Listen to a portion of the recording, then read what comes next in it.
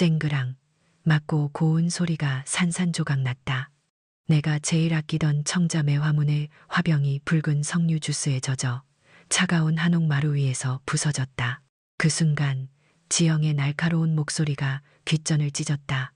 시어버님, 왜 자꾸 저를 괴롭히세요? 내 칠순 잔치상에 덩그러니 놓인 떡과 과일, 그리고 수십 년간 정성 들여 가꾼 내 한옥을 가득 채운 친지들 앞에서 그녀는 그렇게 소리쳤다. 그리고 이어진 짝 하는 소리. 그 소리는 단순한 물리적인 충격이 아니었다. 내 남편의 뺨을 때리는 순간 내 심장 한쪽이 함께 찢겨나가는 듯했다. 내 칠순 잔치였다. 팔순도 환갑도 아닌 이제 막 일흔이 되는 평범한 생일날이었다. 하지만 이날은 평범함과는 거리가 멀었다. 내 아들 민재의 아내이자 내게는 며느리인 지영이 온 가족 앞에서 난동을 부린 것이다. 그녀는 마치 기다렸다는 듯이 모든 이의 시선이 집중된 잔치상 앞에서 아무렇지 않게 한옥의 소유권을 요구했다. 이 한옥 이제 저희에게 넘겨주셔야죠. 민재가 장손이고 저희가 대를 이을 건데요. 그녀의 눈빛에는 한치의 망설임도 우리를 향한 존중도 찾아볼 수 없었다. 그저 탐욕스러운 불길만이 이글거렸다. 내 남편은 뺨을 맞은 충격보다 사랑하는 며느리에게 공개적으로 모욕당하고 한평생 지켜온 보금자리를 강탈당하려 한다는 사실에 더 큰 충격을 받은 듯했다. 그의 얼굴은 잿빛으로 변했고 떨리는 손은 찻잔을 잡지 못하고 허공에서 헤맸다. 나 또한 몸이 굳어버렸다. 피가 차갑게 식는 것 같았다. 수십 년간 며느리라 믿고 사랑했던 아이의 입에서 나올 수 없는 말들이 가장 성스럽고 기뻐야 할 내 생일날 모두의 귀에 밝혔다. 친지들의 웅성거림과 놀란 표정 속에서 나는 치솟는 분노와 함께 한없는 수치심을 느꼈다. 이 한옥은 단순한 집이 아니었다. 이곳은 우리 가족의 피와 땀, 그리고 영혼이 깃든 곳이었다. 친지들이 어색한 침묵 속에 하나둘 떠나가고 한옥은 다시 고요를 되찾았다. 그러나 그 고요함 속에서도 방금 전의 소라는 깊은 상처로 남아 내 가슴을 짓눌렀다. 나는 흐릿한 시선으로 마루에 밝힌 청자 화병의 파편들을 바라보았다. 저 파편들이 어쩌면 내 평생을 바쳐 지켜온 이 한옥의 영혼을 찢어놓은 것만 같았다. 내 삶은 마치 실오라기처럼 이 한옥에 엮여 있었다.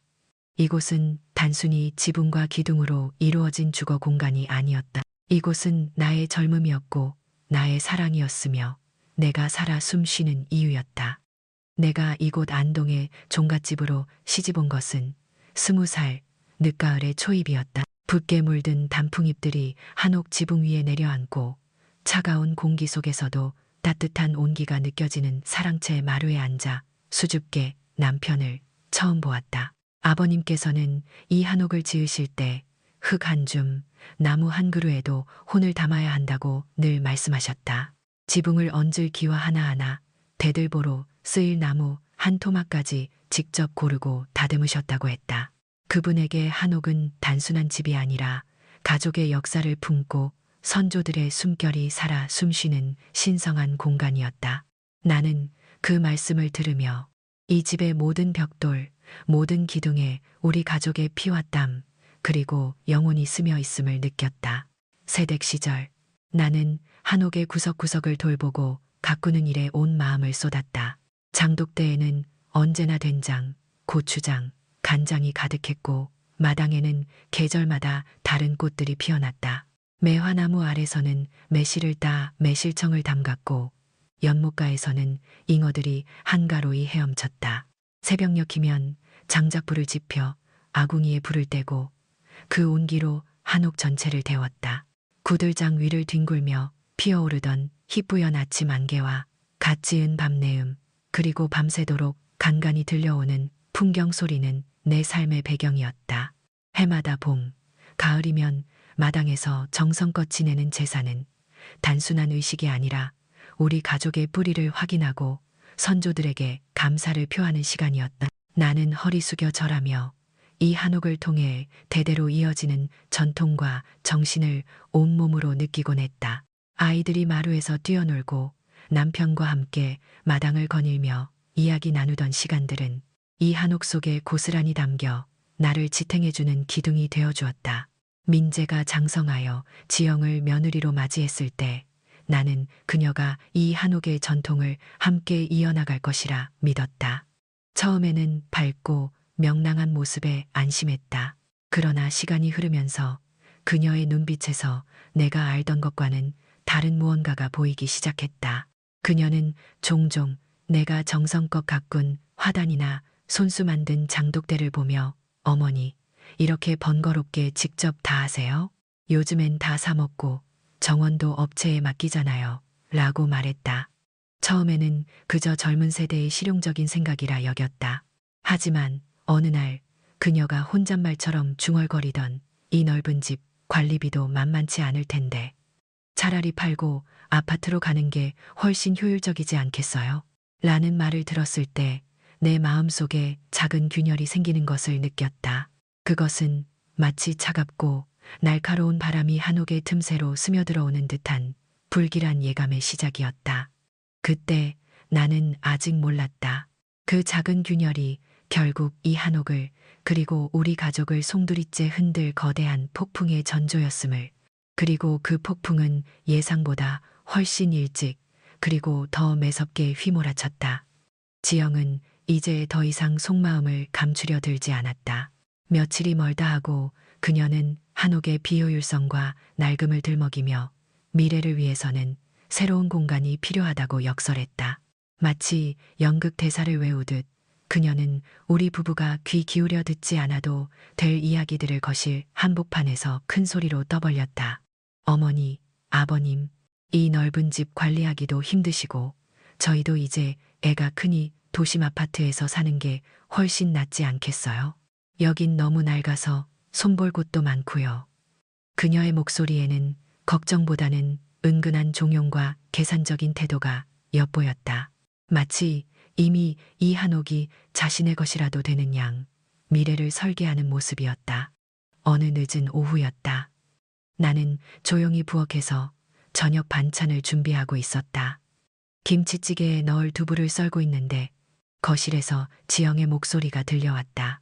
보통 이 시간에는 마당에서 텃밭을 돌보거나 사랑채에서 바느질을 했기에 내가 부엌에 있을 거라곤 예상치 못한 듯했다. 그녀의 목소리는 평소보다 낮고 조심스러웠지만 그 속에 담긴 내용은 얼어붙은 한겨울 공기처럼 날카로웠다. 네, 변호사님, 시아버님께서는 고집이 워낙 세셔서 예, 명의 이전 서류 말씀이시죠? 네, 그럼 일단 증여 방식으로 진행하는 걸로 서류를 꾸며주시고요. 그때까지는 저희가 계속해서 압박할 겁니다. 네, 공증은 미리 받아놨어요. 도장만 받으면 되는 거죠? 그럼 아버지께 드릴 용돈을 빌미로 후후, 네, 그렇게 하겠습니다. 칼을 든 내 손이 순간 멈칫했다. 손에서 미끄러진 두부가 도마 위로 툭 떨어지는 소리가 날카롭게 들렸다. 등골을 타고 차가운 기운이 스멀스멀 기어 올라왔다. 증여, 공증, 도장, 압박, 그리고 아버님께 드릴 용돈을 빌미로 내 심장이 쿵 하고 바닥으로 떨어지는 듯했다. 내 며느리가 우리 가족의 재산을, 그것도 평생을 바쳐 지켜온 이 한옥을 그렇게 간단하고 추악한 방법으로 가로채려 했다니. 뱃속에서부터 치미는 역겨움과 함께 온몸이 부들부들 떨렸다. 그동안 막연히 불안했던 예감이 차가운 현실로 내 눈앞에 드러나는 순간이었다. 나는 그 자리에서 쓰러질 것만 같았다. 그날 밤 남편이 잠든 것을 확인하고 나는 아들 민재에게 조용히 말을 건넸다. 민재야, 지영이가 이 한옥에 대해 자꾸 이상한 말을 하는구나. 너도 들었지? 팔아버리니 마니, 아파트니 어쩌니. 내 목소리는 떨렸지만 아들에게는 어찌된 일인지 닿지 않는 듯했다. 그는 TV에서 흘러나오는 스포츠 중계에 시선을 고정한 채 무심하게 대꾸했다. 어머니, 지영 씨는 그냥 요즘 시대에 맞춰서 말씀드리는 거예요. 이 낡은 한옥 관리하는 것도 다 돈이고 힘든 일인데요. 어머니 아버님도 편하게 사셔야죠. 그의 말은 마치 준비된 변명 같았다. 그의 눈빛은 나와 마주치려 하지 않았고 입술은 굳게 다물려 있었다. 내가 지영의 구체적인 계획에 대해 이야기하려 하자 그는 아예 자리에서 일어나 어머니, 이제 그만 쉬세요. 쓸데없는 걱정 마시고요. 라며 방으로 들어가 버렸다. 그 순간 나는 아들이 아니라 낯선 타인과 이야기하는 것 같았다. 피부티라 믿었던 아들마저 저리도 싸늘하게 외면할 수 있다니 내 심장은 갈갈이 찢기는 듯했다. 민재의 변화는 충격적이었다. 그는 더 이상 나의 아들이 아닌 지영의 남편이자 그녀의 그림자 같았다. 남편 또한 아들의 싸늘한 반응에 깊은 상실감을 느끼는 듯했다. 그는 말없이 한숨만 내쉬었고 눈빛에는 깊은 그늘이 드리워졌다. 가끔 친지들이 찾아오면 나는 애써 웃으며 괜찮은 척했지만 지영의 언행이 도를 넘을 때마다 나의 시선은 불안하게 흔들렸다. 그들은 나의 표정을 읽는 듯 을의 화제를 돌리거나 침묵으로 일관했다. 아이고, 순애 언니, 벌써 가을이 깊었네요. 단풍이 참 예쁘다 그쵸? 네, 그렇네요. 어색한 대화 속에서 나는 서서히 고립되어 가는 것을 느꼈다. 모두가 불편해하며 우리의 불행에 눈을 감는 듯했다. 우리 부부는 이 넓은 한옥에서 마치 섬처럼 홀로 떠 있는 듯했다. 한옥은 여전히 아름다웠지만 그 안에는 따스한 온기 대신 차가운 냉기가 감돌고 있었다. 가족의 울타리 안에서 느꼈던 편안함과 안정감은 온데간데 없고 언제 무너질지 모르는 위태로운 장벽만이 나를 둘러싸고 있는 듯했다. 그 위태로운 장벽은 오래가지 못했다. 이어진 몇 번의 가족 모임에서 지영은 마치 기다렸다는 듯이 낡은 한옥을 팔아넘겨야 한다는 주장을 더욱 노골적으로 펼쳤다. 처음에는 은근한 불만이었던 것이 점차 노골적인 비난으로 바뀌었다. 한 번은 큰어머님 댁에서 열린 식사 자리였다. 김이 모락모락 나는 만두가 상에 오르자 지영은 젓가락으로 만두를 집어들며 입을 열었다. 어머니, 아버님은 너무 이기적이신 것 같아요. 민재 씨가 장남인데 왜 대를 이을 한옥을 저희에게 안 넘겨주시는지 모르겠어요. 저희도 이제 각자 살 길 찾아야죠. 이 낡은 한옥 때문에 저희 발목 잡는 것 아니겠어요? 그녀의 목소리는 제법 크게 울려 퍼졌고 친지들의 시선이 일제히 내게로 향했다. 나는 순간 온몸에 피가 얼어붙는 듯했다. 이기적이다라니. 평생을 가족과 한옥을 위해 헌신하며 살아온 나에게 그런 말이 돌아오다니. 심장이 쿵쾅거리고 손발이 저려왔다. 애써 침착하려 했지만 입술은 바싹 마르고 목소리는 나오지 않았다. 옆에 앉아있던 남편은 고개를 떨구었고 민재는 지영의 옆에서 아무 말 없이 만두만 먹고 있었다. 친지들은 곤란한 표정으로 젓가락만 만지작거릴 뿐 누구 하나 나서서 지영을 제지하거나 나를 위로해주는 이 없었다. 그들의 침묵은 비수처럼 내 가슴을 찔렀다. 이 넓은 세상에 이 많은 가족들 틈에서 나는 완전히 혼자라는 사실이 뼈저리게 다가왔다.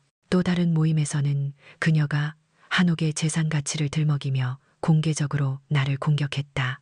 요즘 부동산 가치 생각해보세요. 이 한옥 팔면 도심의 아파트 몇 채는 살 수 있어요. 왜 쓸데없이 낡은 집에 돈 묶어두고 고생하시는지 모르겠네요. 이러다 나중에 민재 씨에게 집만 될까봐 걱정돼요.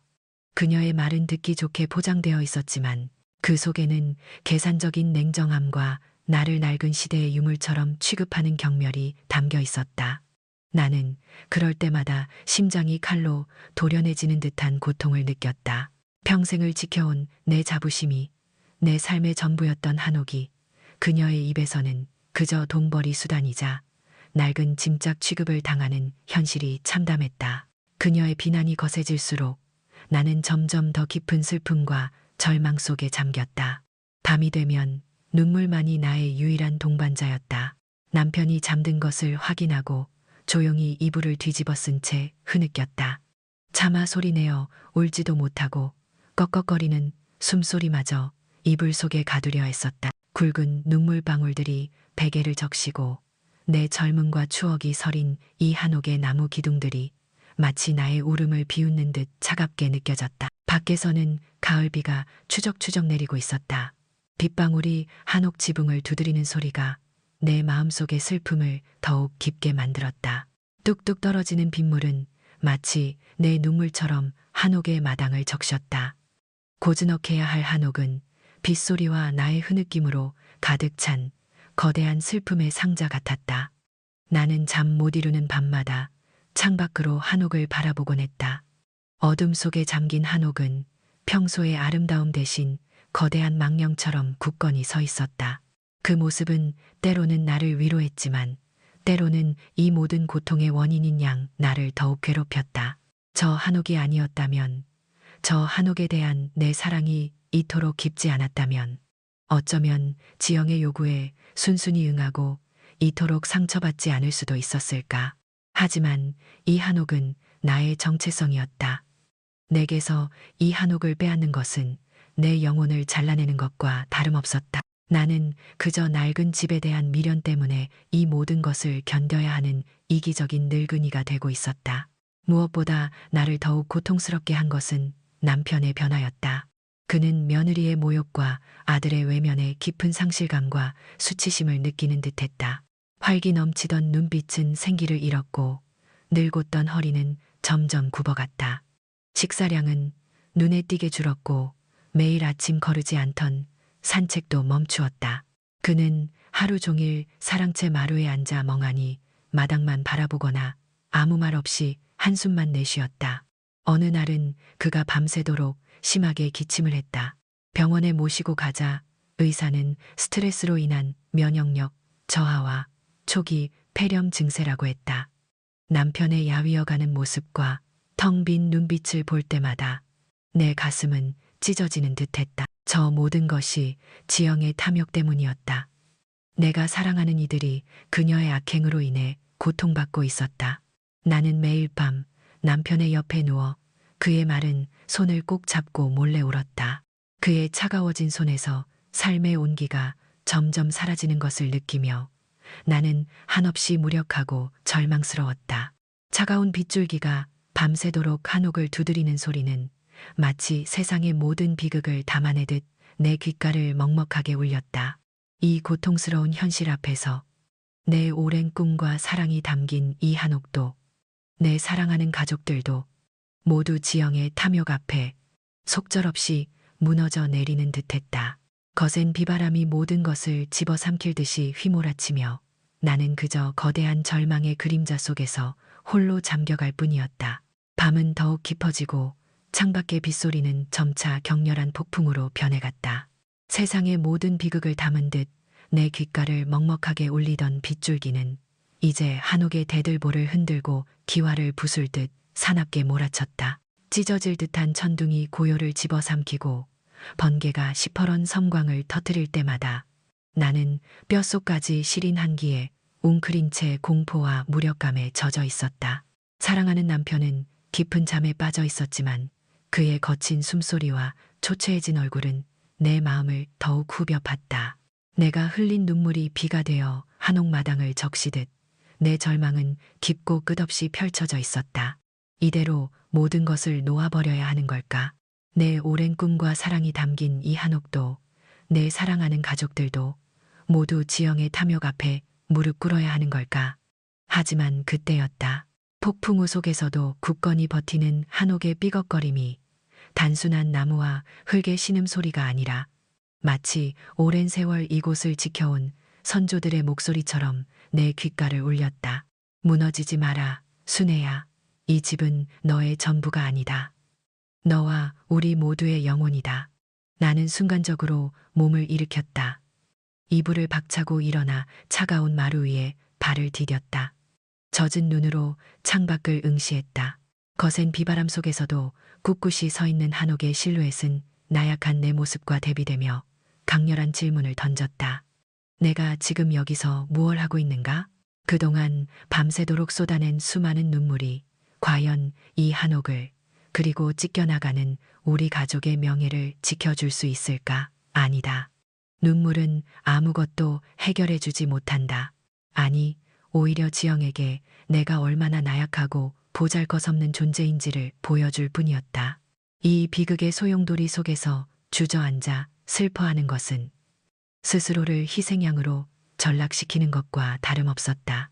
내게 필요한 것은 폭풍우 속에서도 흔들림 없이 뿌리내린 저 한옥과 같은 굳건한 의지였다. 내 안에서 뜨거운 불덩이가 솟아올랐다. 그것은 분노였고 동시에 거스를 수 없는 숙명과 같은 결심이었다. 이 한옥은 단순한 집이 아니었다. 이곳은 선조들의 땀과 혼이 깃든 삶의 터전이자 우리 가족의 뿌리였다. 아버님께서 흙 한 줌, 나무 한 그루에도 혼을 담아야 한다고 늘 강조하셨던 그 신성한 공간이었다. 나는 이 한옥을 지키기 위해 20살 어린 나이에 시집와 평생을 바쳤고 우리 아이들과 손주들이 대대로 이어갈 소중한 유산이었다. 지영의 탐욕 앞에서 내가 무너진다면 그것은 비단 나 한 사람만의 패배가 아니었다. 그것은 이 땅을 일구고 한옥을 지켜온 모든 선조들을 모욕하는 것이며 미래 세대에게 물려줄 정신마저 빼앗기는 비극이 될 터였다. 더 이상 이대로 보고 있을 수만은 없었다. 희미한 촛불처럼 위태롭게 흔들리던 나의 존재는 폭풍 속에서도 꺼지지 않는 횃불처럼 타오르기 시작했다. 나는 마른 손으로 차가운 눈물을 거칠게 닦아냈다. 흐릿했던 시야는 선명해졌고 흔들리던 마음속에는 강철 같은 단단함이 자리 잡았다. 내 눈빛에는 더 이상 절망이나 무력감이 없었다.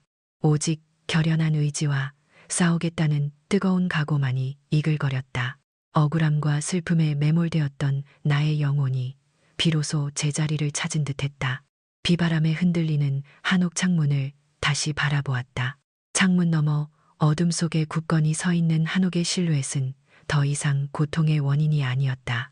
그것은 나를 향해 힘내라고 격려하는 듯했고 동시에 내가 반드시 지켜내야 할 고귀한 유산임을 잊지 말라는 엄숙한 약속처럼 다가왔다. 그래, 나는 싸울 것이다.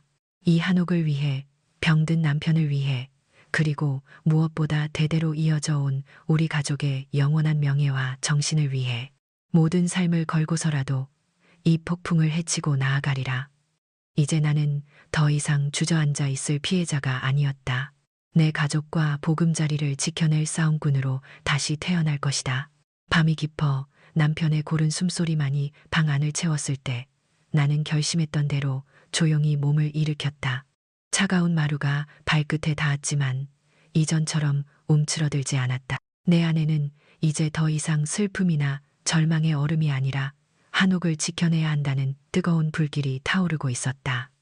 지영의 교활함에 맞서기 위해서는 증거가 필요했다. 아무도 모르게 아주 조심스럽게 그 증거들을 찾아내야만 했다. 나는 거실로 나와 사랑채 쪽으로 발걸음을 옮겼다.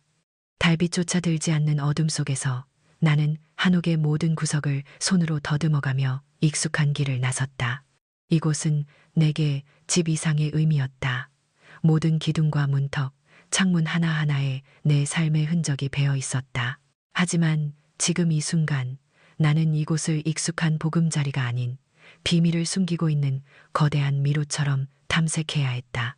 혹시라도 작은 소리라도 낼까봐 한 걸음 한 걸음 조심스럽게 내디뎠다. 낡은 마루는 내가 발을 내디딜 때마다 오래된 뼈마디처럼 삐걱거렸고 그 소리가 내 심장을 더욱 조였다.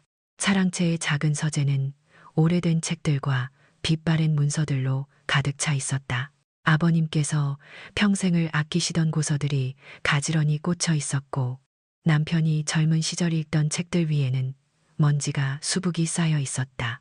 나는 서둘러 불을 켜는 대신 휴대폰의 작은 불빛에 의지해 책장 구석구석을 살폈다. 오래된 종이 냄새, 흙먼지 냄새가 코끝을 스쳤다. 어디서부터 찾아야 할까? 지영이 변호사와 이야기할 때 증여와 공증이라는 단어를 사용했던 것이 떠올랐다. 분명 소유권과 관련된 서류일 터였다. 아버님은 늘 중요한 문서는 함부로 다루지 않으셨다. 이 한옥을 지을 때도 그리고 종갓집의 대를 이을 때도 모든 절차를 꼼꼼하게 문서로 남기셨던 분이었다. 시간이 흐르고 나의 손은 이미 수십 권의 책과 서류 뭉치들을 헤집고 있었다. 허리가 뻐근하고 손끝에는 먼지가 묻어났지만 포기할 수 없었다. 그때였다. 닳고 다른 민법 서적들 사이에 숨겨진 낡은 나무 상자가 눈에 들어왔다.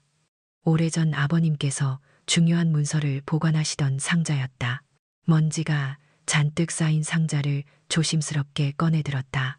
삐걱거리는 경첩 소리가 어둠 속에서 유난히 크게 울렸다. 떨리는 손으로 상자를 열자 가장 먼저 눈에 들어온 것은 붉은 인주 자국이 선명한 누렇게 바랜 한 장의 종이었다. 그것은 우리 한옥의 소유권 계약서였다. 아버님과 어머님의 이름이 선명하게 찍혀 있고 그 아래에는 20살 새댁 시절에 내 이름과 남편의 이름이 나란히 자리하고 있었다. 수십 년 전 우리가 정식으로 이 한옥의 소유권을 이어받을 때 작성했던 문서였다. 당시에는 그저 당연한 절차라고 생각했던 것이 지금은 세상의 전부를 얻은 듯한 희망을 주었다. 내 심장이 쿵쾅거리고 손에서 서류를 놓칠까봐 불안했다. 나는 서류를 품에 안고 한참을 멍하니 서 있었다. 빗소리는 여전히 창밖을 두드리고 있었지만 이제는 더 이상 슬픔의 소리가 아니었다. 그것은 마치 내가 올바른 길을 가고 있음을 확인시켜주는 격려의 소리 같았다. 하지만 곧 현실의 차가운 질문이 내 머릿속을 스쳤다. 이 서류가 과연 모든 것을 해결해 줄까? 지영은 공증은 미리 받아놨다고 했다. 그녀의 계획은 분명 단순한 것이 아닐 터였다. 이 계약서는 오래된 것이었고 지영이 어떤 교묘한 수를 써서 우리 모르게 명의를 이전하거나 다른 서류를 만들어 놓았을 수도 있었다. 아니면 이 계약서의 효력을 무력화시킬 다른 장치를 마련해 놓았을지도 모른다.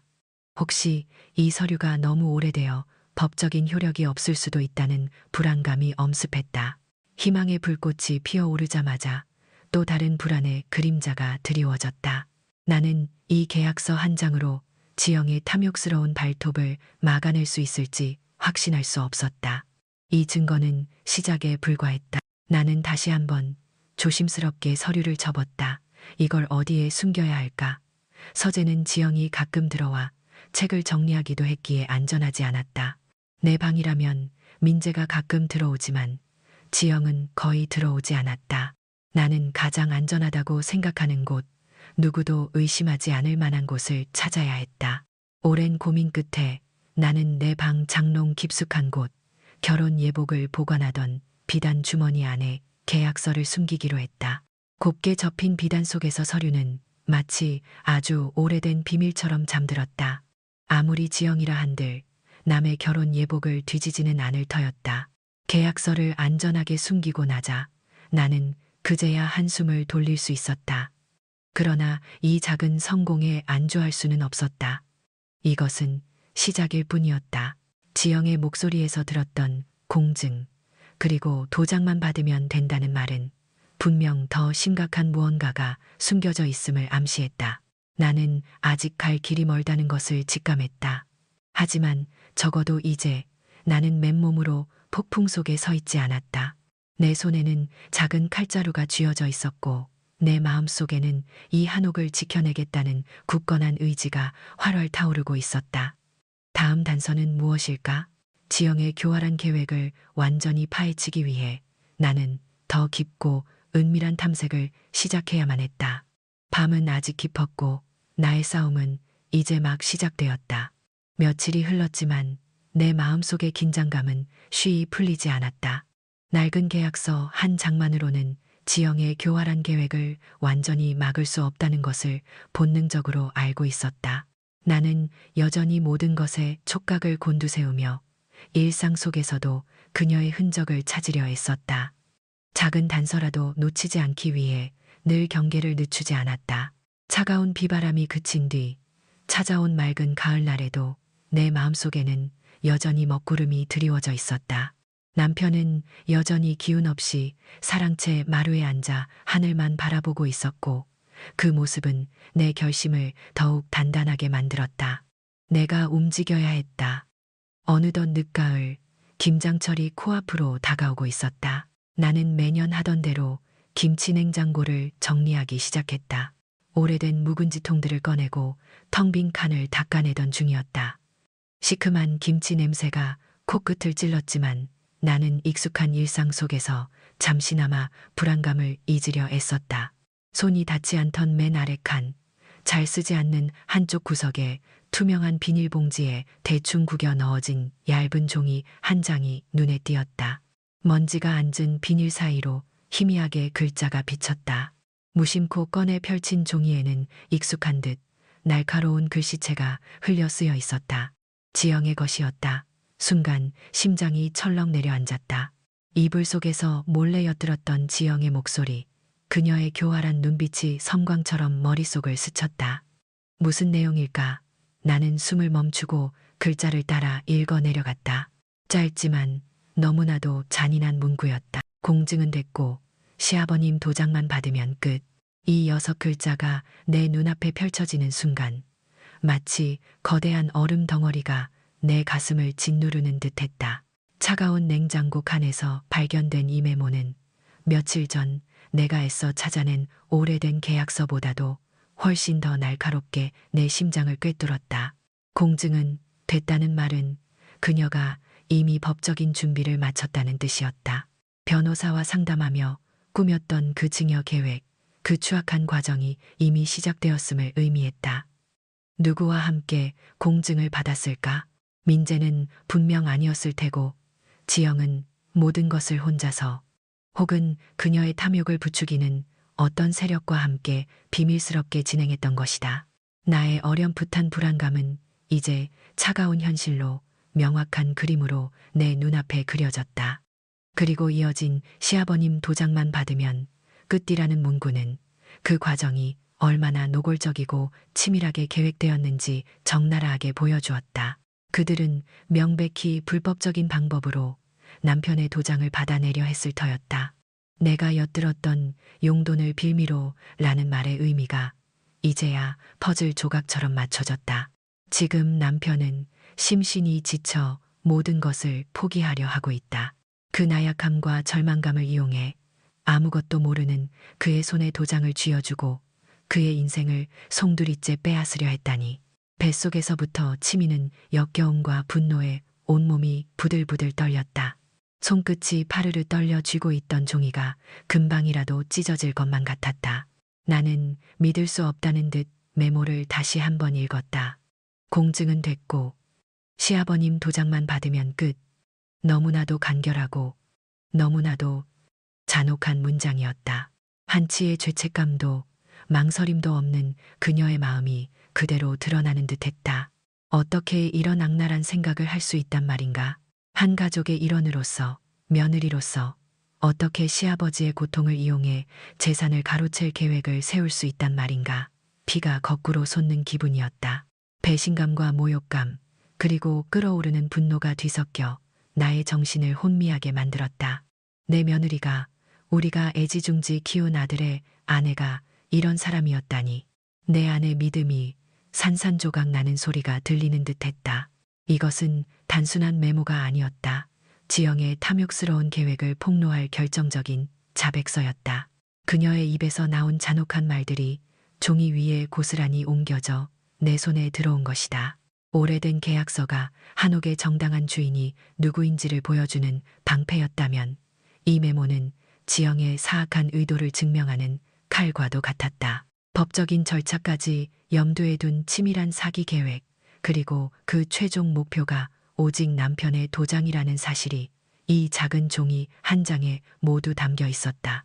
나는 이 종이를 꽉 쥐고 김치냉장고 앞에 한참을 서 있었다. 차가운 냉기 속에서도 내 안의 분노는 뜨겁게 타올랐다. 심장이 여전히 격렬하게 뛰었지만 더 이상 절망이나 무력감 때문이 아니었다. 정의를 향한 뜨거운 열망, 그리고 이 한옥과 가족을 지켜내겠다는 굳건한 의지 때문이었다. 이제 나는 이 파렴치한 며느리의 가면을 벗겨낼 수 있을 터였다. 이것은 단지 재산 싸움이 아니었다. 옳고 그름, 선과 악의 싸움이었다. 나는 조심스럽게 메모를 비닐봉투에 다시 넣고 다른 누구도 발견하지 못하도록 깊숙이 숨겼다. 안전하게 숨겨야 했다. 이 증거는 너무나도 소중하고 동시에 위험한 무기였다. 이 한옥, 우리 가족의 명예를 지켜낼 수 있는 또 하나의 강력한 무기가 내 손에 들어온 순간이었다. 이제 나는 더 이상 어둠 속을 헤매는 존재가 아니었다. 내 손에는 빛을 비출 촛불이, 그리고 진실을 밝혀낼 칼날이 쥐어져 있었다. 다음 단계는 무엇일까? 지영의 교활한 계획을 완전히 무너뜨리기 위해 나는 또 다른 증거를 찾아 나서야 했다. 이 밤은 나의 결심을 더욱 단단하게 벼려줄 시간이었다. 내 손에 들린 2개의 증거물은 칼날이 되어 내 마음을 굳건히 벼려주고 있었다. 하지만 그것만으로는 부족했다. 지영의 교활함은 종이 몇 장으로 막아낼 수 있는 수준이 아니었다. 그녀는 너무나도 치밀했고 자신의 탐욕을 감추는데 능숙했다. 나는 그녀의 진짜 목소리, 모든 것을 명확히 드러낼 수 있는 빼도 박도 못할 증거가 필요했다. 말로 설명할 수 없는 확신, 그녀가 자신의 죄를 스스로 입증할 수밖에 없는 그런 결정적인 한방 말이다. 나는 며칠 동안 잠 못 이루며 고민했다. 어떻게 해야 그녀의 진짜 속마음을 들을 수 있을까? 우연히 부엌 선반에서 발견한 작은 휴대용 녹음기가 떠올랐다. 민재가 학창 시절 영어 공부를 한다며 쓰던 구식기기였다. 먼지가 쌓여 있었지만 아직 작동하는지 확인해 보았다. 다행히 건전지를 갈자 녹음 버튼에 작은 불이 들어왔다. 완벽하진 않아도 이것으로 충분할지도 모른다는 희미한 희망이 샘솟았다. 나는 녹음기를 숨길 최적의 장소를 물색했다. 지영이 자주 전화를 하거나 가족들 앞에서 자신의 불만을 토로하는 곳, 바로 거실이었다. 거실 한쪽 벽에는 아버님께서 직접 만드신 고풍스러운 목각 시계가 걸려 있었다. 그 뒤편의 작은 틈새가 내 눈에 들어왔다. 시계는 꽤 컸고 시계 뒤 공간은 외부에서는 전혀 눈치챌 수 없을 만큼 은밀했다. 나는 시계를 조심스럽게 벽에서 떼어내고 녹음기를 최대한 보이지 않게 고정한 뒤 다시 시계를 걸었다. 아주 작은 렌즈가 시계의 문양 틈새로 겨우 빛을 받을 수 있도록 조절했다. 혹시 모를 상황에 대비해 배터리도 여분으로 준비해두었다. 혹시라도 발각될까봐 심장이 쿵쾅거렸지만 굳건한 결심이 나를 지탱해 주었다. 그 후 며칠은 숨막히는 시간의 연속이었다. 나는 매 순간 긴장하며 지영의 움직임을 살폈다. 그녀가 거실에서 전화를 하거나 이야기를 나누는 소리가 들릴 때마다 온몸에 신경이 곤두섰다. 과연 녹음이 제대로 되고 있을까? 혹시 그녀가 녹음기를 발견하면 어쩌지? 밤마다 남편이 잠든 후 나는 조용히 시계 뒤편에서 녹음기를 꺼내 확인했다. 작은 불빛이 깜빡이며 녹음이 잘 되고 있음을 알릴 때마다 안도감과 함께 새로운 용기가 솟아났다. 그러나 아직 결정적인 내용은 담겨 있지 않았다. 그러던 어느 날 오후였다. 마당에서 시든 꽃잎을 정리하고 있는데 거실에서 지영의 목소리가 들려왔다. 평소보다 더 낮고 은밀한 어조였지만 그 속에 감춰진 냉랭함은 멀리서도 느껴질 정도였다. 나는 하던 일을 멈추고 마치 아무렇지 않은 듯 천천히 집 안으로 들어섰다. 지영은 작은 방으로 통하는 복도 쪽으로 몸을 돌린 채 전화 통화를 하고 있었다. 등골이 서늘했다. 본능적으로 이것이 내가 기다리던 순간임을 직감했다. 네, 변호사님, 진행은 잘 되고 있죠? 아, 네, 그 부분은 걱정 마세요. 제가 이미 후후 아버님은 요즘 많이 쇠약해지셔서요. 정신이 오락가락하실 때도 많고요. 도장 받기는 시간 문제일 겁니다. 그때 제가 용돈 드리는 척하면서 받으면 아무도 의심 안 할 거예요. 장손인 민재가 대를 잇는 건 당연한 일 아니겠어요? 이 낡은 한옥, 이제는 저희가 관리해야죠. 쓸데없이 고집 부리다가 저희 미래까지 망칠 순 없으니까요. 네, 걱정 마세요. 일주일 안에 끝낼 수 있도록 제가 잘 설득해 볼게요. 수화기 너머에서 변호사로 추정되는 상대방이 무어라. 짧게 답하는 소리가 들렸지만 지영의 음성만큼 선명하지는 않았다. 그러나 지영의 답변만으로도 모든 것이 명확해졌다. 그녀는 내가 부엌에서 엿들었던 대화를 훨씬 더 구체적으로 실행에 옮기고 있었던 것이다. 쇠약해지신 아버님, 정신이 오락가락하실 때 용돈 드리는 척하면서 도장을 받겠다는 말은 내 심장을 칼로 찢는 듯한 고통을 안겨주었다. 차마 제정신으로는 할 수 없는 폐륜적인 계획이었다. 이 한옥을 지키고 자식들을 위해 헌신했던 남편을 그녀는 그저 이용하고 버릴 도구처럼 여기고 있었다. 통화가 끝나자 지영은 아무 일도 없었다는 듯 거실을 나섰다. 나는 숨을 죽이고 그녀가 완전히 사라질 때까지 기다렸다. 그녀의 발소리가 멀어지고 한옥이 다시 고요해졌을 때 나는 떨리는 손으로 시계 뒤에 녹음기를 꺼냈다. 작은 재생 버튼을 누르자 방금 전 지영의 목소리가 차갑고 선명하게 방 안을 채웠다. 다시 들어도 충격적이고 소름 끼치는 내용이었다. 이제 그녀의 탐욕스러운 계획은 완벽하게 기록되었다. 물리적인 문서, 증거와 그녀의 자백이 담긴 메모, 그리고 이제는 더할 나위 없이 명확한 음성 증거까지. 나의 무기고는 완전히 채워진 셈이었다. 차가운 녹음기를 손에 쥐고 서재 창밖을 내다보았다. 붉게 물든 단풍잎들이 바람에 흔들리며 떨어지고 있었다. 모든 것이 명확해진 지금 내 마음속에서는 더 이상 절망의 눈물이나 무력감의 한숨이 나오지 않았다. 오직 차갑고 단단한 결심만이 남았다. 이 세 개의 증거는 지영의 탐욕을 만천하에 드러낼 강력한 무기가 될 터였다. 이 한옥을 지키기 위한 나의 전쟁은 이제 시작이었다. 더 이상 물러설 곳은 없었다.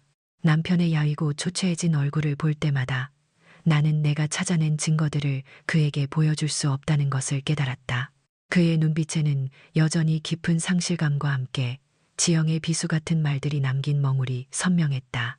그에게 이 모든 추악한 진실을 폭로하는 것은 상처받은 마음에 다시 한번 소금을 뿌리는 것과 다름없을 터였다. 나는 이 무거운 짐을 혼자 짊어져야만 했다. 그를 보호하는 것이 내가 할 수 있는 유일한 사랑의 방식이었다. 밤이 깊어 남편이 잠든 후 나는 조용히 내 방으로 향했다.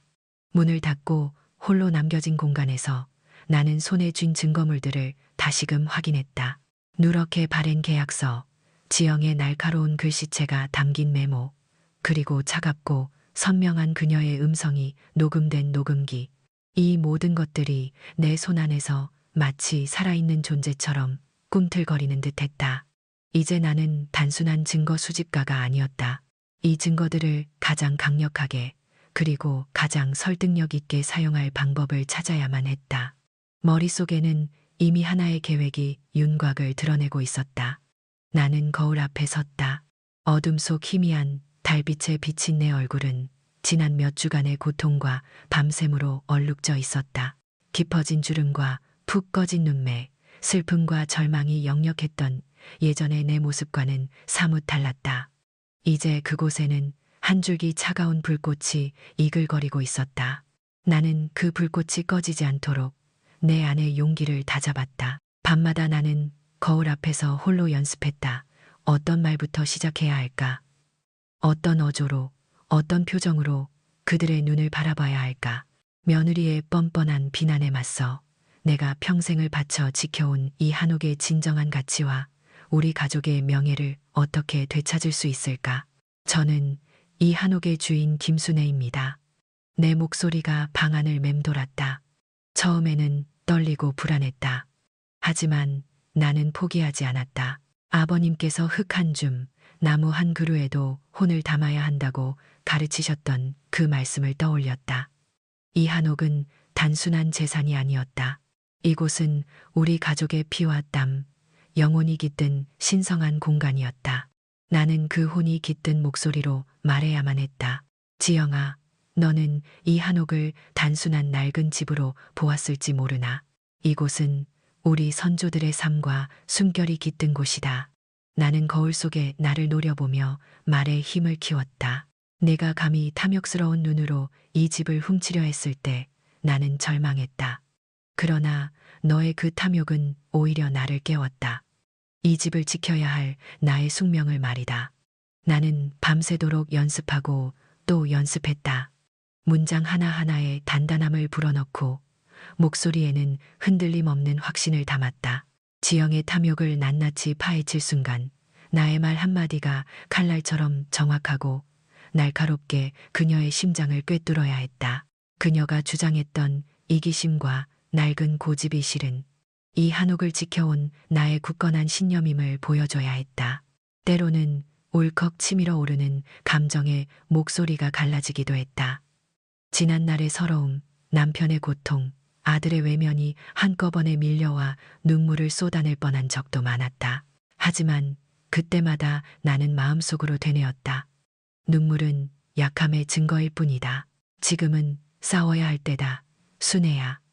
나는 슬픔을 삼키고 다시금 마음을 다잡았다. 내 눈빛은 흔들림 없이 거울 속의 나를 응시했다. 그 속에는 더 이상 무력한 늙은이의 모습이 아니었다. 이 한옥을 지켜내고야 말겠다는 강렬한 투지와 결의가 담겨 있었다. 거울 속의 나는 점차 변해갔다. 처음에는 절망에 잠긴 노인의 모습이었지만 연습이 거듭될수록 나의 눈빛은 강렬해지고 표정은 굳건해졌다. 나는 더 이상 고개 숙인 피해자가 아니었다. 이 한옥을 그리고 우리 가족의 명예를 수호할 전사였다. 내 안에는 선조들이 물려준 굳건한 정신과 함께 모든 것을 걸고 싸우겠다는 뜨거운 각오가 자리 잡았다. 나는 이 한옥을 지켜낼 것이다. 그것은 단순한 싸움이 아니었다. 내 삶의 전부를 걸고 지켜온 소중한 가치, 대대로 이어온 전통, 그리고 무엇보다 우리 가족의 영원한 존엄성을 위한 성스러운 전쟁이었다.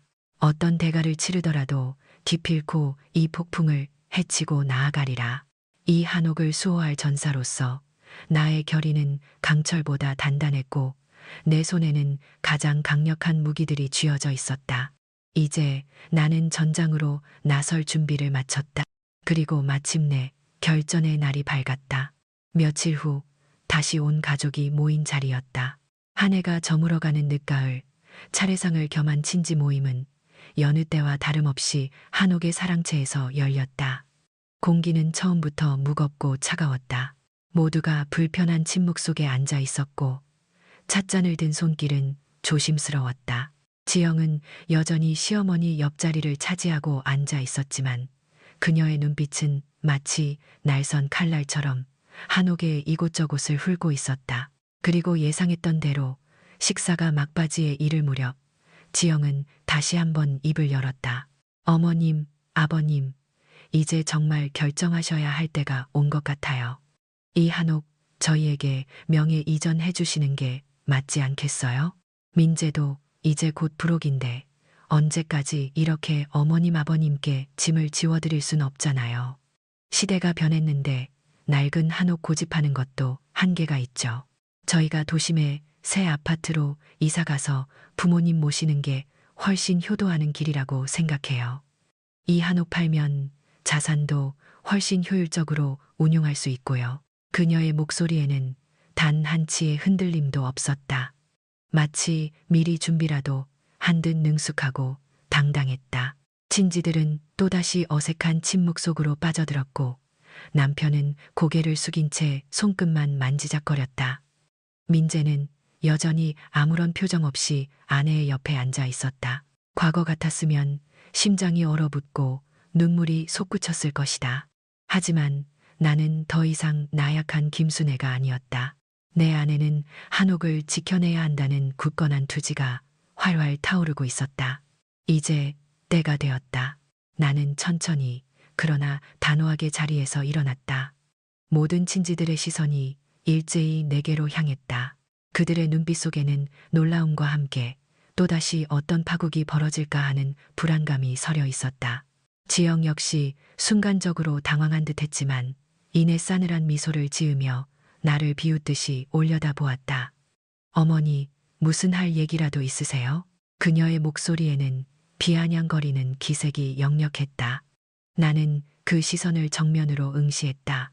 떨리던 목소리는 지난밤의 연습 덕분인지 놀랍도록 차분하고 또렷했다. 그래, 할 얘기가 있다. 아주 중요한 이야기지. 나는 품속에서 조심스럽게 누렇게 바랜 종이 한 장을 꺼내 들었다. 그것은 수십 년 전 내가 이 한옥의 소유권을 남편과 함께 정식으로 이어받았음을 증명하는 계약서였다. 나는 그 서류를 펼쳐 테이블 위에 놓았다. 친지들의 눈빛이 서류로 향했다. 이것은 우리 부부가 이 한옥의 소유권을 이어받았음을 증명하는 서류다. 아버님과 어머님의 이름, 그리고 우리 부부의 이름이 선명하게 찍혀 있지. 이 한옥은 대대로 내려온 종갓집의 심장이자 나의 젊음과 사랑이 깃든 전부다. 누구도 감히 탐낼 수 없는 우리의 것이다. 내 말은 조용했지만 그 속에는 단단한 쐐기 같은 힘이 실려 있었다. 지영의 얼굴에서 냉소가 사라지고 미세한 균열이 생기는 것을 보았다. 그녀는 믿을 수 없다는 듯 서류를 내려다보았다. 어머니, 그런 낡은 서류가 무슨, 요즘 세상에 그런 게 효력이 있겠어요? 이건 그냥 옛날 종이 조각일 뿐이잖아요.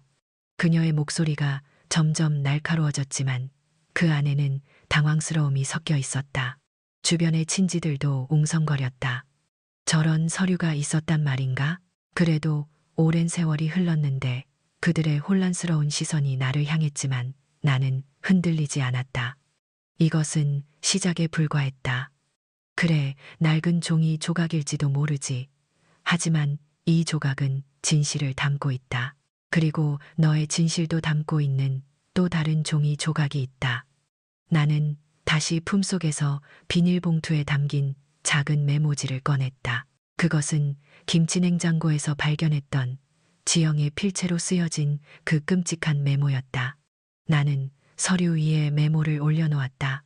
공증은 됐고 시아버님 도장만 받으면 끝. 짧고 간결한, 그러나 살벌한 문구가 친지들의 눈에 들어오자 사랑채 않은 순식간에 정지된 듯한 침묵에 휩싸였다. 남편의 얼굴은 충격으로 굳어버렸고 민재는 아내를 바라보며 미세하게 떨리는 눈빛을 감추지 못했다.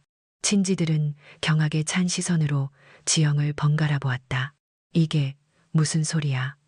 지영아, 이게 사실이니?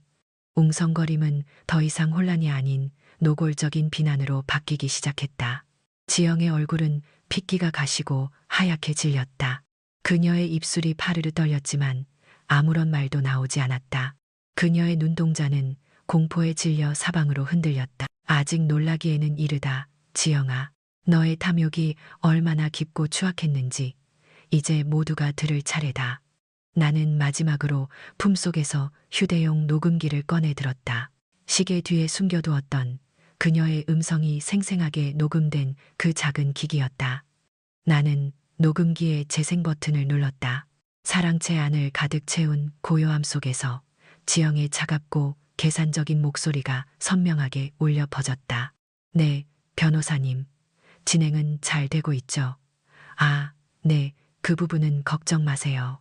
제가 이미 아버님은 요즘 많이 쇠약해지셔서요. 정신이 오락가락하실 때도 많고요. 도장 받기는 시간 문제일 겁니다. 그때 제가 용돈 드리는 척하면서 받으면 아무도 의심 안 할 거예요. 장손인 민재가 대를 잇는 건 당연한 일 아니겠어요? 이 낡은 한옥, 이제는 저희가 관리해야죠. 쓸데없이 고집 부리다가 저희 미래까지 망칠 순 없으니까요. 네, 걱정 마세요. 일주일 안에 끝낼 수 있도록 제가 잘 설득해 볼게요. 지영의 목소리가 사랑채를 가득 채우자 공기는 얼어붙는 듯했다. 모든 친지들의 얼굴은 경악을 넘어선 분노로 일그러졌다. 쇠약해지신 아버님, 정신이 오락가락하실 때 용돈 드리는 척하면서 도장을 받겠다는 말은 늙고 병든 시아버지를 기만하고 유린하려던 그녀의 잔혹한 계획을 낱낱이 파헤쳤다. 남편은 눈을 질끈 감았다. 그의 뺨에 남겨진 모욕보다 며느리의 이중적인 태도와 기만적인 계획이 그를 더욱 깊은 절망으로 몰아넣는 듯했다. 그의 얼굴에는 피눈물이라도 흘릴 듯한 고통이 역력했다. 민재의 얼굴은 창백하게 질렸다. 그는 충격과 배신감, 그리고 말할 수 없는 수치심에 고개를 들지 못했다. 그가 그동안 얼마나 나약하고 무책임했는지가 아내의 목소리를 통해 고스란히 드러나는 순간이었다. 친지들은 더 이상 침묵하지 않았다. 세상에 저런 며느리가 어디 있나. 어떻게 시아버지에게 저런 짓을. 순애 언니, 그동안 얼마나 힘드셨어요. 분노와 동정, 그리고 비난의 목소리가 뒤섞여 사랑채를 뒤흔들었다.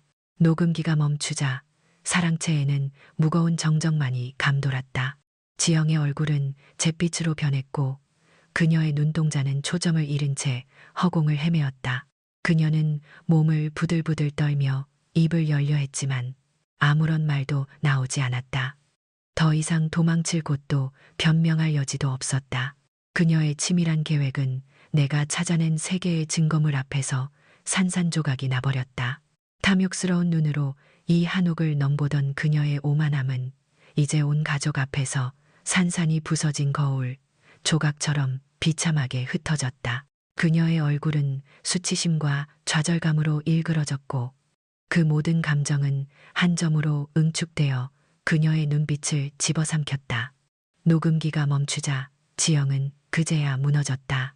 그녀는 몸을 비틀며 테이블 옆으로 미끄러져 내려왔고 결국 쿵소리를 내며 차가운 마루바닥에 무릎을 꿇었다. 그녀의 고개는 한없이 숙여졌고 어깨는 주체할 수 없이 떨렸다. 어머님, 제발, 제발 용서해 주세요. 제가 정말 미쳤었나 봐요. 한 번만 기회를 주세요. 그녀의 목소리는 찢어지고 갈라져 비명에 가까웠다. 온몸을 뒤흔드는 서러운 울음소리가 사랑채를 가득 채웠다.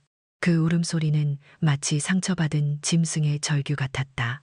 나는 그런 지영을 묵묵히 내려다보았다. 한때는 밝고 명랑했던 내 아들의 아내였던 저 여자가 어쩌다 저 지경까지 왔을까 하는 씁쓸함이 한순간 밀려왔다. 그러나 그 감정은 이내 칼날 같은 차가운 이성으로 잘려나갔다. 그녀의 눈물 속에 진정한 뉘우침이 얼마나 담겨 있는지 나는 알 수 없었다. 아니, 알려고도 하지 않았다. 그녀의 눈물이 진심이라 한들 남편이 겪어야 했던 고통과 내 가족의 명예가 짓밟혔던 시간을 되돌릴 수는 없었다. 나의 침묵은 단순히 용서하지 않겠다는 의미가 아니었다. 그것은 그녀의 죄가 너무나도 커서 인간의 언어로 감히 판단하거나 용서할 수 없다는 무거운 선고였다. 친지들은 쥐죽은 듯이 조용했다. 그들은 지영의 절규와 나의 묵묵한 침묵 사이에서 어색하게 눈치만 살폈다. 어떤 이들은 동정 어린 시선으로 지영을 보았지만 또 어떤 이들은 나의 단호한 태도에 고개를 끄덕이는 듯했다. 사랑채 안에는 비바람이 지나간 후의 먹구름처럼 무겁고 차가운 침묵이 가득했다. 그 침묵 속에서 지영의 흐느낌만이 더욱 애처롭게 울려 퍼졌다. 나는 길고 깊은 숨을 내쉬었다. 그리고 천천히 고개를 숙이고 아내 옆에 앉아있던 아들 민재에게 시선을 돌렸다. 그의 얼굴은 핏기 하나 없이 창백했고 눈빛은 깊은 수렁에 빠진 듯 공허했다. 그는 지금껏 보지 못했던 아내의 비참한 모습을, 그리고 그 모든 파국의 원인이 자신에게도 있음을 뒤늦게 깨달은 듯했다. 그의 어깨는 축 늘어져 있었고 손은 힘없이 무릎 위에서 떨렸다. 민재야. 내 목소리는 차분했지만 그 속에는 오랜 세월 묵혀온 슬픔과 실망, 그리고 마지막 희망이 교차하고 있었다. 아들은 내 부름에 어깨를 움찔하더니 천천히 고개를 들어 나와 눈을 마주쳤다. 그의 눈가에는 이미 붉은 기운이 돌고 있었고 억눌렸던 눈물이 금방이라도 쏟아질 들렁거렸다. 어머니, 제가 정말 죽을 죄를 지었습니다. 그의 목소리는 떨리고 갈라져 겨우 알아들을 수 있을 정도였다. 지영 씨의 그런 탐욕을 제가 진작 알아차렸어야 했습니다. 아버지께서 고통받으시는 것을 보고도 제가 비겁하게 회피했습니다. 아내에게 휘둘려 부모님의 마음을 아프게 한 저는 정말 불효자식입니다. 어리석은 제가 감히 어머니, 아버지의 삶과 이 한옥을 지키지 못했습니다. 그는 말을 마치는 순간 결국 참았던 눈물을 터뜨리며 흐느꼈다. 한없이 나약하고 한없이 후회스러운 아들의 모습이었다. 그 눈물 속에는 진심으로 부끄러워하고 괴로워하는 아들의 영혼이 담겨 있었다. 비록 늦었지만 이제라도 깨닫고 참회하는 아들의 모습에 내 마음 한구석이 미세하게 흔들렸다. 나는 아들의 눈물을 보며 깊은 한숨을 내쉬었다. 늦었지만 네가 이제라도 깨달았으니 다행이다. 내 목소리는 조금 누그러졌지만 여전히 단호함을 잃지 않았다. 하지만 명심하거라, 민재야. 이 한옥은 단순히 벽돌과 기와로 지어진 집이 아니다. 이곳은 너의 뿌리이고 너의 조상들의 숨결이 깃든 곳이며 네가 대대로 물려받을 정신이다. 이 집을 지키는 것은 내 부모를 지키는 것과 같으며 내 자신을 지키는 것과 같다. 내 아내가 휘두른 탐욕의 칼날에 우리 모두가 상처 입었지만 이제는 네가 그 상처를 치유하고 다시는 이런 일이 벌어지지 않도록 막아야 할 때다. 민재는 고개를 끄덕였다. 그의 눈빛은 아까의 공허함 대신 뜨거운 결의로 빛나고 있었다. 어머니, 제가 잘못을 뼈저리게 느꼈습니다. 다시는 이런 일이 없도록 하겠습니다. 아버지와 어머니를 제 목숨보다 더 소중히 여기고 지키겠습니다. 그리고 이 한옥도 제가 모든 것을 바쳐 지켜내겠습니다. 선조들의 유산과 부모님의 피땀 어린 사랑을 잊지 않고 대대로 이어질 수 있도록 제가 바로 서겠습니다. 그의 목소리에는 뒤늦은 후회와 함께 잃어버렸던 장남으로서의 책임감과 굳건한 다짐이 서려 있었다. 그의 손이 나를 향해 뻗어왔다. 나는 말없이 그의 손을 잡았다. 오랜만에 느껴보는 아들의 따뜻한 체온이었다. 그 순간 나는 비로소 아들이 오랜 방황 끝에 다시 제자리로 돌아왔음을 느꼈다. 사랑채를 짓누르던 무거운 공기는 민재의 눈물과 다짐으로 조금씩 옅어지는 듯했다. 친지들 사이에서는 안도감과 함께 앞으로 어떻게 될 것인지에 대한 복잡한 시선이 오갔다. 일부는 비난 어린 눈으로 지영을, 또 일부는 안쓰러운 눈으로 우리 가족을 바라보았다. 지영은 여전히 고개를 숙인 채 감히 고개를 들지 못했고 그녀의 어깨는 여전히 미세하게 떨리고 있었다. 그녀의 자리는 이제 가족 모임의 중심이 아닌 한없이 작고 초라한 구석으로 밀려난 듯했다. 나의 마음속에서는 폭풍이 지나간 뒤의 바다처럼 거대한 파도가 일렁이고 있었다. 승리했지만 그 승리는 너무나도 값비싼 대가를 치른 것이었다. 남편의 야윈 얼굴, 아들의 뒤늦은 눈물, 그리고 산산조각난 가족의 평화. 이 모든 것이 나의 가슴에 지워지지 않는 상흔으로 남을 터였다. 진실은 명백히 드러났고 한옥의 소유권은 안전하게 지켜졌지만 깨진 신뢰와 깊은 감정의 고른 쉬이 메워지지 않을 것이었다. 마치 거친 폭풍우가 한바탕 휩쓸고 지나간 뒤의 한옥 마당처럼 좁고 엉망이 된 채로 남아있는 잔해들이 있었다. 긴 싸움의 한 고비를 넘었을 뿐이었다. 한옥은 지켜졌고 아들은 돌아왔지만 그 과정에서 입은 상처와 잃어버린 시간들은 결코 되돌릴 수 없었다. 이 순간의 고요함은 완전한 평화가 아니었다. 그것은 폭풍우가 잠시 멈춘 정적에 가까웠다. 진실이 남긴 여파는 고요한 한옥의 공기 속에 여전히 무겁게 떠다니고 있었다. 우리는 이제 이 새로운 현실 속에서 남은 상처들을 보듬고 다시금 가족의 의미를 찾아가야 할 것이었다. 이 싸움의 흔적들은 우리 모두의 삶에 오랫동안 지워지지 않는 자국으로 남을 것이었다. 그 폭풍이 핥히고 간 사랑채는 언제 그랬냐는 듯 고요했지만 우리 가족의 마음속에는 여전히 거센 파도가 일렁이고 있었다. 하지만 더 이상 무너져 내릴 수만은 없었다. 나는 이 흔들리는 배의 키를 잡고 새로운 항로를 정해야 했다. 한옥의 소유권은 나에게 남아 있어야 했다. 이것은 단순히 재산의 문제가 아니라 선조들의 혼과 내 삶의 모든 것이 얽혀있는 나의 정체성이었다. 그러나 민재에게도 그의 자리가 필요했다. 장손으로서 이제는 그가 가족의 기둥으로 다시 서야 할 때였다. 며칠 후 나는 민재를 조용히 불러 마주 앉았다. 햇살이 따뜻하게 쏟아지는 사랑채 마루에 앉아 나는 떨리는 목소리로 내 결정을 이야기했다. 민재야, 이 한옥은 나에게 남겠지만 너에게도 중요한 몫을 줄 것이다. 이제부터 너는 선조들을 모시는 제사를 주관하고 한옥의 대소사를 돌보는 책임을 맡거라. 민재는 고개를 들고 나를 응시했다. 그의 눈빛에는 여전히 후회와 슬픔이 서려 있었지만 동시에 깊은 책임감과 결의가 번뜩였다. 그는 망설임 없이 고개를 끄덕였다.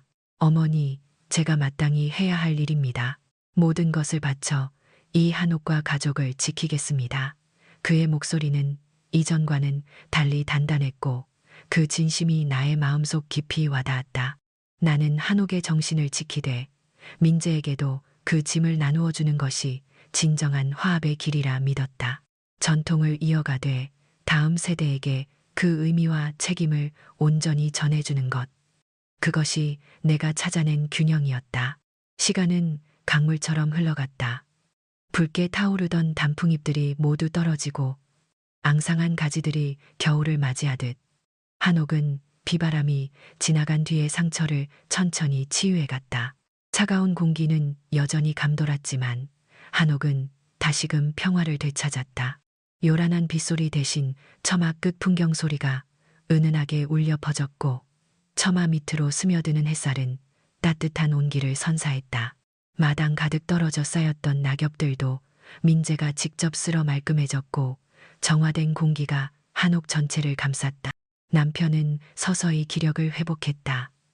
매일 아침 거르지 않고 한옥마당을 거닐었고 햇살 좋은 오후에는 사랑채 마루에 앉아 조용히 책을 읽었다.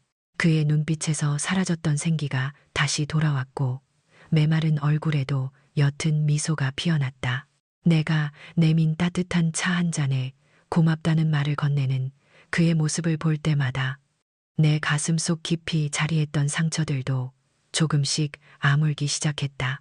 그는 더 이상 침묵 속에서 절망하지 않았다. 우리 부부는 가끔 마당에 서서 민재가 손수보수한 기와 지붕을 함께 바라보며 조용히 이야기를 나누었다. 그 대화 속에는 지난 아픔을 보듬는 위로와 함께 다시 시작될 미래에 대한 희미한 기대감이 담겨 있었다. 민재는 약속을 지켰다. 매주 주말마다 한옥을 찾아 부모님을 살폈고 한옥의 보수와 관리에도 적극적으로 나섰다. 낡은 창살을 손수 갈아 끼우고 오래된 석가래를 꼼꼼히 점검했다. 그의 손길이 닿을 때마다 한옥은 조금씩 생기를 되찾는 듯했다. 그는 더 이상 아내의 그림자가 아닌 아버지의 아들이자 한옥의 미래를 짊어질 장손의 모습이었다. 그는 저녁이면 우리 부부와 마루에 앉아 따뜻한 차를 마시며 지난 이야기를 나누었다. 지영의 이름은 더 이상 언급되지 않았다. 그녀의 빈자리는 차갑게 남아 있었지만 그 대신 민재의 따뜻한 관심과 보살핌이 한옥을 다시 채워주었다. 어느 추운 겨울밤 나는 따뜻한 구들목에 앉아 활짝 웃는 남편과 함께 차를 마셨다. 민재는 묵묵히 부엌에서 내일 아침에 먹을 떡국 재료를 손질하고 있었다. 한옥은 고요하고 따뜻했으며 그 안에는 잔잔한 행복이 감돌고 있었다. 길고 어두웠던 터널을 지나 우리는 다시금 빛을 찾은 듯했다. 모든 것이 완벽하게 이전으로 돌아갈 수는 없었지만 깨어진 조각들 사이로 새로운 빛이 스며들고 있었다. 한옥은 여전히 우리 가족의 굳건한 뿌리였고 그 뿌리는 이제 더 깊고 단단하게 땅속으로 파고들고 있었다. 우리는 서로의 존재에 감사하며 상처를 보듬고 다시금 가족이라는 이름으로 함께 나아가고 있었다. 그것은 완벽한 화합이 아닐지라도 우리에게는 충분히 아름다운 평화였다. 차가운 겨울밤이 지나고 따스한 봄볕이 한옥마당을 가득 채우는 날들이 이어졌다. 어느 한가로운 오후 나는 사랑채 마루에 앉아 남편과 함께 어린 손녀 유나를 품에 안고 있었다. 초롱초롱한 눈으로 마당을 뛰어다니는 나비를 쫓던 유나는 내 품에 안기자 조그만 손으로 내 치맛자락을 꼭 잡았다. 나는 그 작은 아이의 보드라운 머리카락을 쓰다듬으며 이 한옥에 얽힌 이야기를 들려주기 시작했다. 어릴 적 아버님께서 흙 한 줌, 나무 한 그루에도 혼을 담아야 한다고 가르치셨던 이야기부터 시작했다. 너의 할아버지의 할아버지, 그리고 그들의 부모님이 땀 흘리고 눈물 흘리며 지켜온 너의 뿌리란다. 나는 유나에게 이 한옥을 지키기 위해 얼마나 많은 아픔과 고통을 겪었는지, 그러나 결국 이 모든 것을 견뎌낼 수 있었던 것은 물질적인 욕심 때문이 아니라 가족을 향한 사랑과 서로를 존중하는 마음 때문이었음을 차분히 이야기했다. 할머니는 말이야, 이 집을 지켜야 한다고 생각했어. 그건 돈 때문이 아니라 너의 아버지가, 그리고 너의 할아버지가 편히 쉴 수 있는 공간, 우리의 마음이 기대는 곳이었기 때문이야. 진정한 유산은 말이야, 쌓아 올린 재산이 아니라 우리 마음속에 새겨진 서로를 향한 따뜻한 마음이란다. 유나는 영롱한 눈빛으로 나의 이야기를 경청했다. 때로는 고개를 갸웃하며 질문하기도 하고, 때로는 작게 응하고 대답하며 이야기에 깊이 공감하는 듯했다. 그 작은 눈망울 속에 우리 가족의 역사와 전통, 그리고 내가 그토록 지키려 했던 가치들이 고스란히 스며드는 것을 느꼈다. 한편의 이야기가 끝났을 때 나의 마음속에는 오랜 싸움의 상흔이 아물고 깊은 평화가 찾아왔다. 남편은 옆에서 조용히 나의 손을 잡아주었다. 그의 따뜻한 온기가 나에게 모든 것이 잘 해결되었음을 말해주는 듯했다. 우리는 함께 마당 저편을 바라보았다. 따스한 가을 햇살 아래 오래된 한옥의 기와지붕은 황금빛으로 반짝였다. 바람에 흔들리는 나뭇가지들 사이로 고즈넉한 풍경 소리가 울려 퍼졌고, 마당에는 노란 국화가 활짝 피어 우리를 반겼다. 이 한옥은 더 이상 탐욕의 그림자가 드리워진 곳이 아니었다. 이곳은 사랑과 존중, 그리고 희망이 가득한 우리의 영원한 보금자리였다. 과거의 아픔은 새로운 미래를 위한 디딤돌이 되었고, 우리는 그 위에서 대대로 이어질 가족의 온기를 느꼈다. 이 한옥은 앞으로도 수많은 세월을 견뎌내며 우리 가족의 굳건한 뿌리이자 변치 않는 사랑의 증표로 영원히 빛날 것이었다.